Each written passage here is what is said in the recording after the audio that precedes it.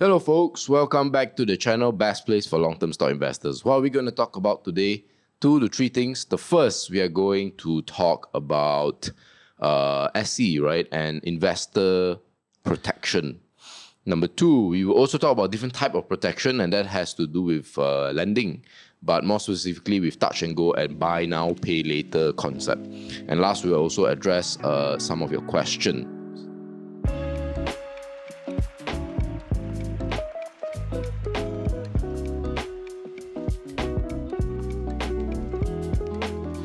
"2022 has been a challenging year for most investors, professional and retail alike. And if you want to invest confidently to build that 6 to 7 figure portfolio, we have a solution just for you. We run a masterclass, and you can find the registration to that masterclass in the comment section below.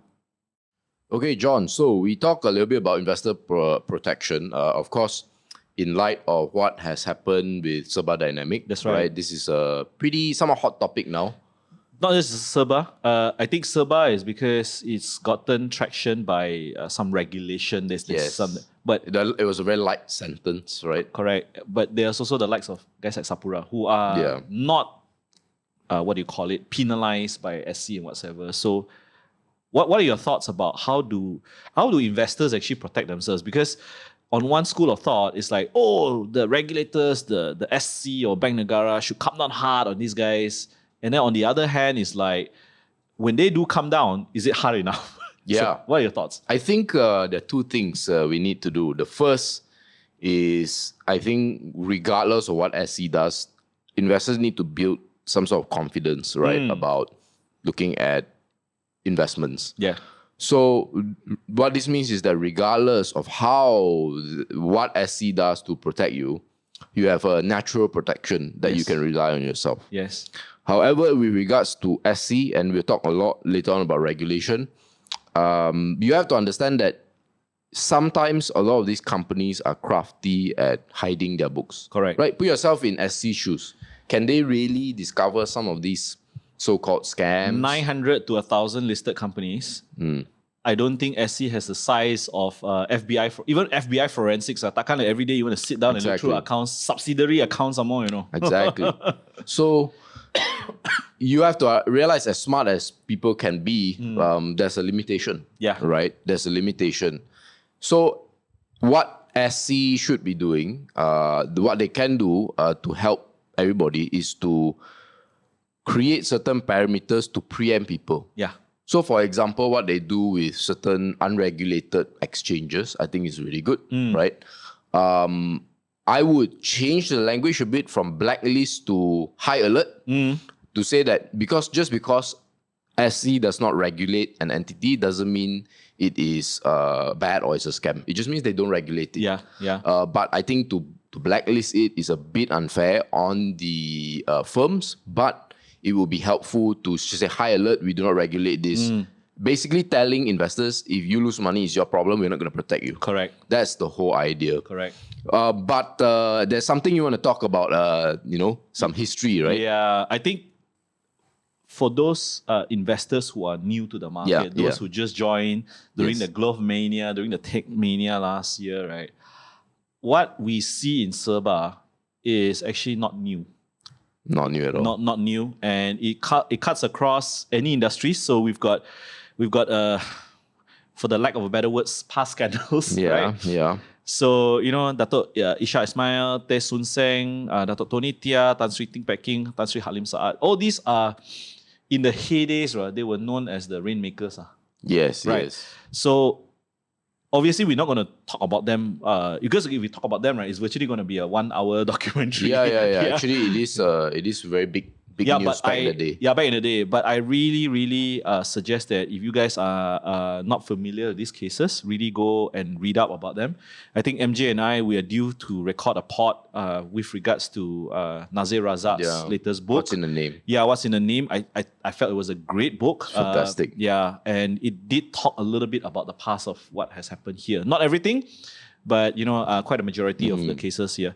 So the point I'm trying to make, and MJ has started with SC and all that, they cannot be helping you police everything. Yes. I think in investing, the saddest part about losing money is that when you're winning, you don't thank anyone or you don't blame anyone. But when you're losing, it's your skill, right? it's your skill, right? Right. But when you're losing, then everyone else is to blame. It's Karin's fault. Yeah. It's Busa's fault. It's SC's fault. Correct. And the point of us starting this channel and all that is that, guys, we have to take accountability of our own investment. Yes, the SC can help. They have. That's why you have IPO regulation. That's why even if you see Gary Gensler in the most recent one, he said he's going to nail a coffin to SPAC. There's no such thing as a blank check.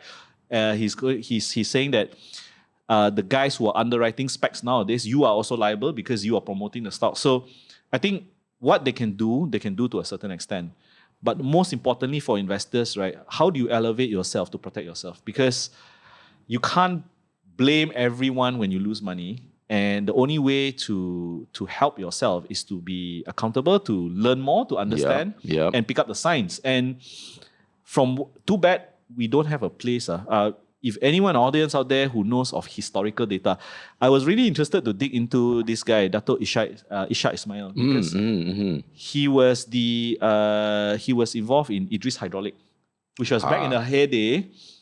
With many fund managers friends who were like in their 50s or 60s, right? They were telling us Idris Hydraulic during the heyday, right, was like crazy. It was the Renong era. Yeah, the Renong era. So I wanted to take out the finances and check, MJ, were there similar signs to what we see today in the scandals today? Yeah, but too bad, But if anyone in the audience knows where can get access to that historical financial data, I would love to, to get a hands on that.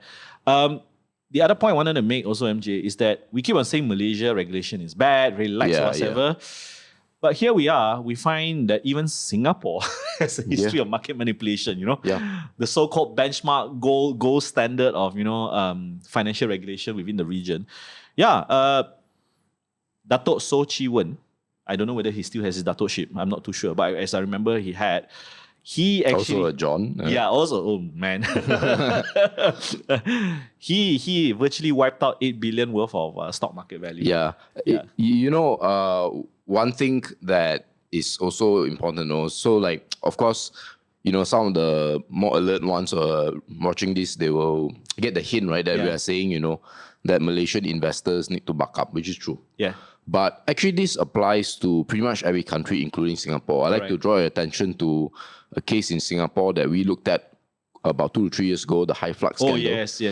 So the high flux scandal. Actually, Malaysians are not so bad already. Like with JJPTR, which is the money game, I still remember there was a group of people that was protesting. But with the high flux one, I still remember retirees, right, coming out to give speeches to complain about microphone, on a truck. They were giving speeches. They said, something about disclosure and then non-material. Basically, they wanted the the Money Authority of Singapore, the MAS, to rectify this because they were not given the certain information beforehand, so-called material information. That the plant was... The Tuas Springs. The Tuas Springs was not functioning properly or something to that extent. Yeah. But I still remember you could have predicted, not 100%, but with a high degree, just as it is with Serba, that high flux was going to struggle because for close to 9 odd years, they weren't making proper cash flows. Yeah. So that is the material information that you can have beforehand to make the right decision. But that goes into a wider question that I want to ask you, and that is, apart from what we talk about, like looking at cash flows and all that to sort of predict what the future is going to look like, what are some of the telltale signs, right, that it's a scam or it's not, or it's close to a scam? Good examples would be, if it's too good to be true, it probably isn't. Yeah, correct. If there's hype, then be wary. But what would be some of the points that you would like to add to this? I think very good that you've brought this up because we could go on and on for a lot of things. In the US, WorldCom, Enron, even in Germany. Germany wasn't Wirecard. Wirecard. So I think the problem for me, perspective, is that people focus a lot on the share price movement. That's one big one, Yeah, people just focus on the hype of the share price movement. But as value investors, we know that, price is what you pay for, value is what you get. Yeah, right? exactly. But how many people actually spend time to understand value? And we could go on and on, but the few key ones I see, one is really the cash flows. Yeah. Second one I see also very commonly used is actually related party transactions. RPTs, yeah. RPTs, because what they do is subsidiary transfer pricing. Transfer pricing, yeah. These are the kind of telltale signs. And then the third thing that I would see is that when you do a very simple peer comparison on the growth rate of one particular company against its peers in the industry, and it's getting abnormal, it's abnormal kind of growth rate, abnormal kind of margins, whatsoever, you start to question. That's where I think a little bit of digging, a little bit of skill building, that's where it helps you. But usually all these kind of things, right? By you understanding accrual accounting and understanding cash flow, you would be able to catch, I would say, 80 to 90% of it. Right? And that's good enough. That's good enough. That's more good enough. The RPT one, that one, maybe you need to do a little bit of Sherlock Holmes or whatever. But Yeah, that one is more if they have cash flows. How do you not necessarily identify a scam, but how do you get a sense of whether management is siphoning out money? Because in order to siphon out money, there needs to be cash flows. Correct. Right. So that is more advanced one, which we talk a lot about in our SIB program. And yeah, I think we should move on. Yeah. Now, if you are not like one of those very, very tedious and hardworking people who want to key in financial data all into an Excel spreadsheet, but are willing to look for a tool that is globally accessible to all global companies, and you can have 10, 15, or 18 years historical financial snapshot, look no further. We're going to introduce you to a tool that MJ and I and the whole team at FIRL uses very, very frequently called Ticker. And if you sign up, I think you get a very reasonable price for more than 10,000 counters around the world. So check out Ticker. Okay, John, this next part, right? It's very common in finance, right? Yes. Where they like to rename old things. Yes. Right. And in the stock market, or any financial markets, there's always something new out there that promises high return. Repackaged nicely. Repackaged, right? Yeah. So one such repackaging is this thing called BNPL, or buy now, pay later, or as I like to call it, not deferring gratification. That's what I like to call it. This is, delayed gratification is, pay now and then buy later, right? Yeah. And by pay, we mean you pay in terms of, your time and effort and things like that. So anyway, what in the world is buy now, pay later? It's really just credit cards, right? Yeah. It's a form of lending. Credit that is extended to you because you want it instantly. Exactly. And we are referring to an article by our friend Mr. Zuhan. He wrote about this, and here are some of the highlights you can see on the screen, right? His conclusion. He has many conclusions, but here's one of them. The success of BNPL premises on other people's misfortune. Basically, other people have to struggle in order for them to succeed. And why that's the case? 36% interest payment. And Potential. basically, It's not at the beginning, but it can go as high as 36%. yes, and actually, funny enough, Dato Sri Najib, right, our former PM, actually criticized this. So, very interesting. And there are several things we want to talk about. We'll talk about the government's role later. But what do you think of this BNPL Pinjam, Go Pinjam? Yes, by Touch and Go, right? That's offering this 36%. What do you think of all this? I think there has the demand for this service is overwhelming. Put it For this way. sure. In any country, don't talk about Malaysia. I mean, the BNPL's the company namesake, right? Yeah. The Australian one, if I'm not mistaken, was bought out by Square. Yes. Right. Yes. For how much is the valuation of billions? I remember. Yeah. And the demand is overwhelming in any geographical location, any country, any culture, because in today's world, right, with social media, with hype marketing, right, there is always this constant need to instantly buy something that you want. You look at the swatch Omega thing. swatch, Yeah, the Omega swatch that you did, right? Yeah. My school of thought is this. People are not aware of the financial rights that they have. Yep.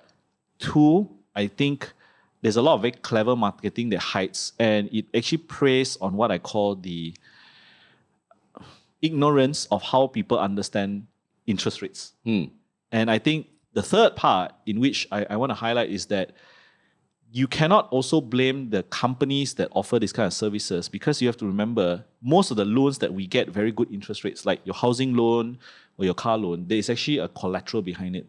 These are what we call uncollateralized loans. Yeah. And you have to allow risk-taking by the finance companies to be recouped, for taking all this kind of risk. But saying that at the same time, from what I interpret from Han's article, I feel he is really, really against it, Yeah. He's really against it. And prior to this, you were also saying something about you had something to share that may counter or may... Yeah. Yeah. So actually, on a personal level, I do agree with Han. I think doing things like that can seem predatory, and it actually doesn't really help people. Let's take a step back. What type of people will usually require these services? These are the people who are unlucky, or they are of a certain economic class. And so when they take things like that, if they're not razor sharp about what they're doing, Yes. then to use Han's word, there's going to be misfortune, right? Correct. So I do agree with him on a personal level that I do not wish things like that exist. But there are a lot of things that I don't wish exist also, right? But I would allow it to exist, right? For example, a lot of like maybe certain type of high level alcohol content. I don't think it should exist, right? What business do they have? Absinthe. Absinthe, yeah. Spirit, alcohol, right? Some of these credit companies, certain websites. But one of the questions we have to ask, and I think Han has shared some of his views, and that is, he feels that the government should intervene, which is in this case Bank Negara, should intervene with things like Go Pinjam. But the bank has already responded to this, is that while they probably disagree, they say that it does not want to intervene in the pricing of retail financing products. Now, I do not believe that something like BNPL or Go Pinjam should be banned. Yeah. Because there is a function, right? There is a need for it. Huh? Yeah. Maybe you really desperately need it. And, something like that helps you out. Yeah. And you are maybe someone who is razor sharp, who can, so-called settle the loan. Yeah. But at the same time, I think it is responsible for both the company, and if the company is not going to be responsible, then it's responsible for the regulators to put things like that on high alert. To not ban these people, but to insist that BNPL companies educate their clients on the risk, the full risk. And Bank Negara has to be there to the point, to me, of creating the videos that will educate them, or hiring the people that will educate them. Say, look, this is literally what can happen. Yes. This has happened before. Are you sure you want to go ahead? Actually, based on what you said, I've seen it happen. I'm a licensed insurance agent, right? From the day I was contracted until today, I've seen changes into the proposal of an insurance. And it's so clear. The problem is most people, sometimes even agents, don't even read the proposal carefully. So how can they educate? Yeah. So it's good on your suggestion. And I think this is not something new. And again, I don't want to sound like everything I have to push it to the investor or but at the same time, when something is too good to be true, right, or something is offered up to you, there's no such thing as free lunch. Yeah, correct, I think correct. It will help when a calculation table to say, okay, now you're borrowing this. This is the amount of money you need to pay. And actually, credit card companies in their credit card statements, they put it there, but it's in tiny fine print. If you really want to make an impact, show it like full page. First page disclaimer. And that's what some insurance companies are already doing. They'll tell you, you pay this amount of premium, how much is going to the agent, how much is going to the company, how much is invested, all that kind of thing, insurance charges. And I think it's great because consumers today, they are not, there's no excuse for you not to be able to find, because this information is everywhere. You see on YouTube, you hear people like us talking about it. Then you have disclaimer things. please read it. And in fact, I think it would be prudent to take one step further. So let's say if you put a disclaimer, or let's say if you put a video explaining this. Let's say you go to the app and you want to borrow X amount. What you can do is you can put a video, and you can even create a software that says if you don't finish the video, you don't borrow. It could be even a 2-minute video. Yeah. However, I would not ban the service. Yes. Because I think in the same article, Han cited that, hey, of course, he never explicitly say he wants to ban it, so it's a mystery to me what his actual views are. But he did say that, look, according to the Moneylenders Act of 1951, there's already a limit of 18%. So how can you go further than that? But of course, we know in the industry, if 18% is the limit, then even companies like Aeon Credit might pecah, right? Yeah, because Aeon Credit, I think if it snowballs, right, it can go up to 30%, you know. Yeah, it's very, very high. So, anyway, the conclusion for this segment is that get yourself educated, number one. But I do think regulators still play a role in educating the public. And number three, I don't think it should be banned. Because at the end of the day, I think that there must be risk in a financial system. Yes. To strengthen the financial system. A system that has no risk is not a strong system in my view. And also, if you ban it, or if let's just say you said, oh, you can do this, but you cap it at 8%. Which company want to do? No one want to do. Why would you want to take the risk? It's uncollateralized. Yeah. Most likely, the people who are taking this do not have a good credit score already. Yes. Yeah. But at the same time, you're killing off, let's just say a machi who wants to set up a business whatsoever, and she's really well versed, or she's she's savvy enough, or she's like prudent enough. I wouldn't use the word sad. Prudent enough to actually manage her finances. This could be a life changing thing for her, you see. The way, just to end, right? I mean, the way to visualize this, right, I would say is like receiving a cut. Yeah. So you don't want the cut on your body to be so big that you just bleed out as a whole system. Yes. Right? But you want your body to experience cuts so that when a scab forms and when your skin recovers, your skin, it gets uglier, yes, but it gets stronger. Yeah. So that's really how I would conclude it. All right, guys, if you're already this deep in the video, why not give it a like, and of course, comment and subscribe. Click on the notification bell so that whenever new videos pop, you know it fresh. Question of the week by AWG Ku, Awangku Zul, or is it Zul Awangku, I'm not sure. Now, his question is, when researching 5 years of historical data for quantitative analysis, what if COVID years happen, right? So-called events that are unforeseen, things like that, where everything is down. How do we analyze the data? How will you analyze the data, John? To be honest, that's why 5 years. Yeah. That's why 5 years, because you don't want to see a company when it's in the good years only. You want to see how they respond in the bad years. And I think when we look at historical quantitative data, we actually have to get certain what we call derived numbers. Yeah. So things like ROIC, ROE, things like cash conversion cycle and all that, those are the parameters that you want to see how they react during bad years. One of the examples, I mean, since I'm so familiar with oil and gas, one of the examples I like to give was in the years when oil prices was $20 or $30, when it did not even make sense to even invest anything. And that was the year, even close to history, 2021 was a bad year for oil and gas, right? Very bad, yeah. You want to see how these companies respond, because they can save, you cannot grow, virtually just do everything, just go into a hermit crab hole, right? But the companies who were financially prudent and took a risk, took certain risks during those bad years, those are the guys that will thrive when the economy rebounds. And I think that's where, when you look at 5 years, anomalies are actually good. And that's why if you can stretch it rather than just 5 years, you stretch it to 10 years, 15 or 18, even 20 years, that would be even better, because you will see how, especially cyclical industries, you will see during the years of bad years, how they respond. During the good years, were they prudent enough not to like overextend themselves and all that lah? So yeah, what about you? Yeah, that's why you need to look at many different angles, like you mentioned. Yeah. One thing is to always ensure that the company has a strong balance sheet, right?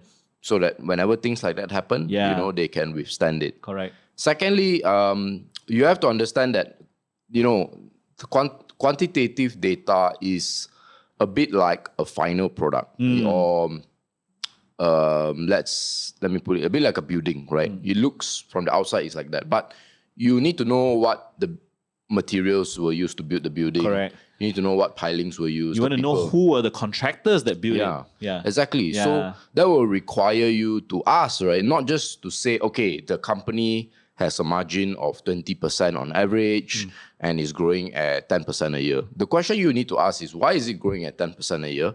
And why does it have that margin? Correct. Most companies do not have 20% margin. Correct. How come this one got 20% margin? Most companies in the industry doesn't have that margin. How come that company has the margin? And so what you do is, once you are able to answer these questions, then you are able to figure out the ingredients that produce the quantitative numbers. Yes. So then when you look at the year, where something like COVID happens, then you're more prepared to say, hey, let's say if COVID happened, it's more, how do I put it?